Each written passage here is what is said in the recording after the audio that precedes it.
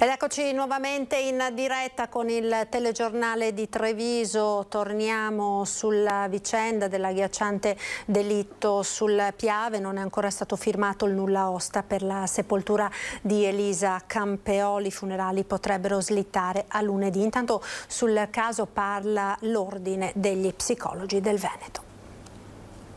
Il funerale di Elisa Campeoli potrebbe slittare a lunedì della prossima settimana. La procura non ha ancora rilasciato nulla osta per la sepoltura della giovane 35enne massacrata, accoltellata mercoledì scorso mentre prendeva il sole all'Isola dei Morti.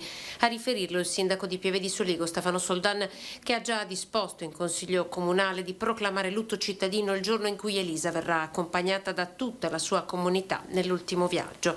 A celebrare il funerale sarà Don Giuseppe Nadal, che dal giorno della tragedia assiste quotidianamente la famiglia di Elisa. Una mamma e un papà che hanno scelto il perdono ma che sono distrutti dal dolore. Quello che li accomuna alla famiglia dell'omicida, reo confesso Fabrizio Biscaro.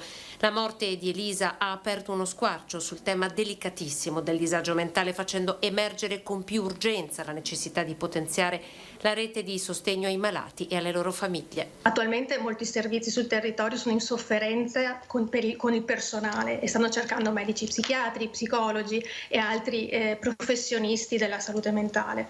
C'è bisogno di rafforzare questa rete, perché la cosa che si può fare di fronte a questi eventi è lavorare sulla prevenzione. Servizi più accessibili, dunque non solo su appuntamento, ma anche più conosciuti, ad esempio grazie all'intervento dei comuni. Io trovo spesso che i cittadini non sappiano proprio da chi andare, non sappiano di avere un problema che può essere supportato da qualcuno. Ci sono altre, come dire,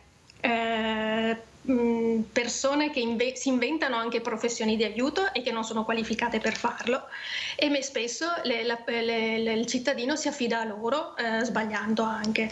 Quindi deve sapere il cittadino a chi fidarsi. I servizi sono stati tagliati a volte, quindi forse anche chi governa deve decidere di reinvestire risorse nella salute psicologica e mentale. È profondo.